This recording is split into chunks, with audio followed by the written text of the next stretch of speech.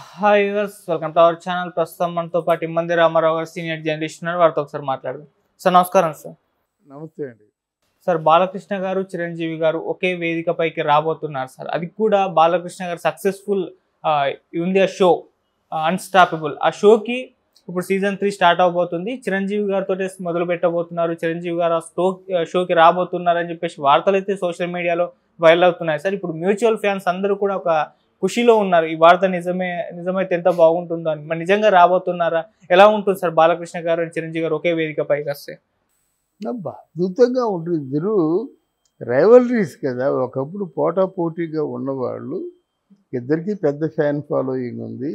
ఇద్దరికి మాస్ పిక్చర్లు చేశారు.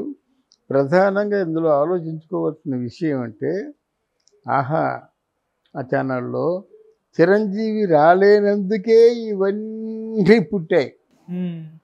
ఎందుకు చిరంజీవి రాలేదు? వీళ్ళిద్దరి మధ్య ఏమిటి అంత డిస్టెన్సు? వాడు బాలకృష్ణతో ఈ షో చేయించడంలో ఆంతర్యం ఏంటి? ఆయన మండాలన ఇలాంటి 100,000 ఊహాగానాలు ఇప్పటికీ అలాగ తెరలేపుతూనే ఉన్నాయి.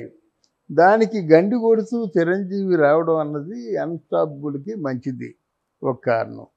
రెండో కారణం ఏంటంటే, ఇంతవరకు వాళ్ళ జీవన ప్రయాణం ఎలాగున్నప్పుడు కూడా ఇప్పుడు ఆల్మోస్ట్ పవన్ కళ్యాణ్ నారావారి కుటుంబంలో ఒక సభ్యుడు అయిపోయాడు. పవన్ కళ్యాణ్ నారా చంద్రబాబు నాయుడికి పెద్ద కొడుకు అయ్యాడు మనసా వాచ. తర్వాత ఏంటంటే, తమ్ముడిని అంతగా ఎంకరేజ్ చేసినటువంటి ఆ పార్టీతో కానీ ఆ కుటుంబ సభ్యులతో కానీ ప్రేమగా ఉంటాడు. మనం ఎప్పుడు కలుసుకున్నా వాళ్ళిద్దరూ ప్రేమగా కలుసుకుంటున్నారు. నిన్నటి స్టాటిస్టిక్స్ వేరు, ఈరోజు స్టాటిస్టిక్స్ వేరు. ఈ రోజు చుట్టూ ఆంధ్రప్రదేశ్ అంతా గుప్పెట్లో ఉందండి.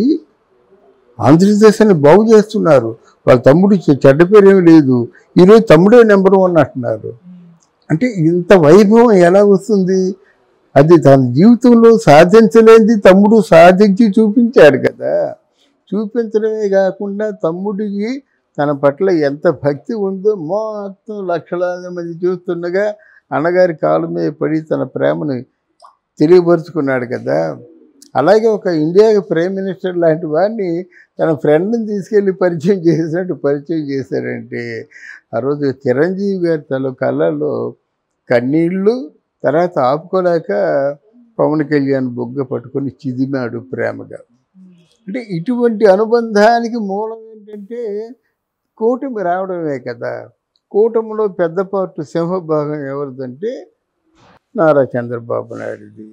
అంటే ఈ కూటమి విజయానికి సారథ్యం ఆయనే వహిస్తాడు, తర్వాత తమ్ముడు వహిస్తాడు. గనక ఇప్పుడు చిరంజీవి ఇన్ని కారణాల చేత అక్కడ యాంకరు మన బాలకృష్ణ గారి కనుక ఎటువంటి అబద్ధాలు, ఒక పక్క తనకి బాలకృష్ణకి మధ్య దూరం ఉందనే అంశానికి తెరవేస్తూ, ఒక పక్క తనకి మన అరవింద్ గారికి దూరం ఉందనేటువంటి ఊహాగానాలు తెరవేస్తూ ఇద్దరూ హాయిగా కమ్మగా కబుర్లు చెప్పుకొని, అంటే ఇద్దరు అభిమానులకు కూడా కన్నులు పంటలా ఉంటుంది. ఓకే సార్, అంటే ఇప్పుడు ఈ వస్తున్న వార్తలు నిజం ఉందంటారు? నిజంగా రాబోతున్నారు లేదంటే రూమర్సే క్రియేట్ అయ్యాయి? లేదు, రాబోతున్నారండి. రాబోవడం కరెక్ట్, రావాలనే కోరుకుందాం. రూమర్ లేదు. మన ప్రసన్న కుమార్ చెప్తే బాగా ఆథెంటిక్గానే చెప్తాడు. నాకు కూడా మంచి ఆత్మీయుడు కనుక చెప్తున్నాను నేను. రూమర్ మనం అసలు ఆలోచించుకుంటే ఒక రూమర్ని మనం ప్రచారం చేస్తే మనకేమవుతుందండి? మన క్రెడిబిలిటీ పోతుంది. కనుక జరిగే మాటలు, జరుగుతున్న మాటలు, జరగవలసిన మాటలు మాట్లాడుకోవాలి. కానీ మన శిక్షణ ఇక్కడ ఎందుకు కెమెరా ముందు? అందువల్ల అది యథార్థం. సరే, ఇక అదే ఎలాగో బాలకృష్ణ గారు అండ్ చిరంజీవి గారు సెప్టెంబర్ 1న 50 సంవత్సరాలు పూర్తి చేసుకున్నారు కదా నట జర్నీ గురించి. సో ఆ స్టేజ్ మీద కూడా కలవబోతున్నారని చెప్పేసి వార్తలు వచ్చాయి. మరి అది ముందు ఉంటుందా, ఇది ముందు? అది ముందు కన్ఫర్మ్ చేసుకున్న వార్త. ఎందుకంటే అక్కడ ఇప్పుడు ఇద్దరు కూడా తెలుగుదేశం కానీ జనసేన కానీ ఎవరికి వారు పార్టీ నిర్మాణంలో ఉన్నారు. వీళ్ళ తాలూకు క్రియాశీలక సభ్యత్వాన్ని తెలుగుదేశం వాళ్ళు ఒక పక్క కల్పించుకుంటే, ఒక పక్క జనసేన పార్టీ కూడా క్రియాశీలక సభ్యత్వాన్ని కల్పించుకుంటుంది. గనక ఇటువంటి ఫంక్షన్లు పార్టీకి బాగా ఉపయోగపడతాయి అన్నమాట. ఆయనకి కాకుండా పార్టీకి బాగా ఉపయోగపడతాయి. ఇది ఆల్మోస్ట్ ఆల్ గోల్డెన్ జూబిలీ మాట. 50 సంవత్సరాలు అంటే గోల్డెన్ జూబిలీ. గోల్డెన్ జూబిలీకి చిరంజీవి గారి కాకుండా మంచి మంచి గెస్టులు పిలిస్తే వస్తారు. ఇది చారిత్రాత్మకంగా నిలిచే ఘట్టం. దీని తర్వాత ఉంటాము. అది ముందు తరాల గురించి, ముందు సంవత్సరాల గురించి మనం ఊహించకూడదు.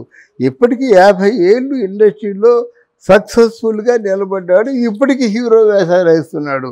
ఇదే ప్రయాణం సూక్ష్మంగాను.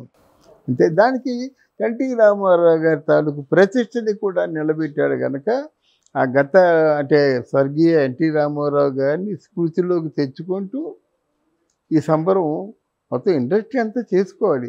నేను అదే చెప్తున్నాను. ఈవెంట్ అంటూ మీకు అవైల్ అయినట్టయితే, మీకు అందుబాటులో ఒక ఈవెంట్ ఉంటే సంబరాలు చేసుకోవడం అవసరం. తెలుగు ఇండస్ట్రీకి ఎవరింట్లో వాళ్ళే ఉంటున్నారు.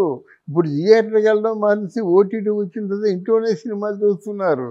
అలా కాకుండా మనకు మద్రాసులో ఉన్నప్పుడు సక్సెస్ మీట్ కానీ, ప్రెస్ మీట్ కానీ, లేకపోతే ఏదైనా ఆ ఫంక్షన్లు జరిగితే ఎంత బాగుండేదండి. మన దాని పేరు తాజ్ కోరమండలు కానీ, పామ్గురు హోటల్ కానీ, పామ్గురువులు ఎక్కువ జరిగాయి.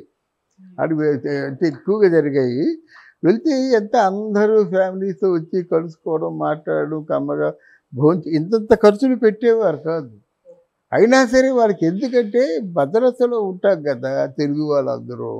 ఒకసారి ఫ్యామిలీస్తో వెళ్ళి ఒకరినొకరు కలుసుకోవడం, ఆనందంగా ఉండడం, అదే సంప్రదాయాన్ని ఇక్కడ కూడా మెయింటైన్ చేస్తే బాగుంటుందని చెప్పాం. కానీ అవి వినేవాళ్ళు ఎవరు? సంప్రదాయం అన్నది తగిన మనిషి, తగిన మనిషిగా ఉన్నప్పుడు ఫంక్షన్ ఎలా అనౌన్స్ చేస్తే ఎవరు రారు? రాజమౌళి ఫంక్షన్ అనౌన్స్ చేస్తే ఎవరైనా రారా? తిరుక్కుల శ్రీనివాసరావు అనౌన్స్ చేస్తే ఎవరు రారా?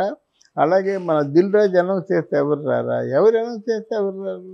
కనుక ఆ సాంప్రదాయాన్ని కొనసాగాలని కోరుకుంటాం. కానీ ఇంకా కొసమరిపేట అంటే ఈ 50 ఏళ్ల ఫంక్షన్కి మరి తారక్, కళ్యాణ్ రాము వస్తారో రారో వేచి చూడాల్సిందే. Right sir. సార్ ఇప్పుడు వేదికపైకే కాకుండా సార్ బాలకృష్ణ గారు, చిరంజీవి గారు వీళ్ళిద్దరి కాంబినేషన్లో ఒక మూవీ రావాలని చెప్పేసి అందరు కూడా కోరుకుంటున్నారు sir. So multi star movie Chiranjeevi గారు అండ్ బాలకృష్ణ గారు, ఇది చూసే అవకాశం ఉందా సార్? అభిమానులు వచ్చే అవకాశం ఉందంటారా? లేదు, చిరంజీవి ఒప్పుకోడు. ఎందుకంటే ఇక్కడ ఆ ప్రయత్నం అరవింద్ ప్రయత్నమే. మీ ఇద్దరితో సినిమా తీస్తాననే ప్రయత్నం అరవింద్ ప్రయత్నమే. నిజాన్ని తీయొచ్చు, కానీ వాళ్ళిద్దరి మధ్య కథ బాడీ లాంగ్వేజ్ వేరైపోతుంది అన్నమాట. ఎవరినో ఒకరిని తక్కువ చేయవలసి వస్తుంది, ఒకరిని ఎక్కువ చేయవలసి వస్తుంది. ఆ ప్రయత్నం చేసే కదా మరి రాజమౌళి ఫెయిల్ అయ్యాడు. అంటే ఆ త్రిపురార్లో ఆటోమేటిక్గా ఏదో 1-2 సీన్లు తప్ప తారక్ని బాగా డౌన్ అయిపోయాడు కదా. ఒకరిని ఎస్టాబ్లిష్ చేయాలంటే తారక్ని ఎవరో ఒకరిని డౌన్ చేయాలి. డౌన్ చేస్తే ఎవరు ఒప్పుకోరు.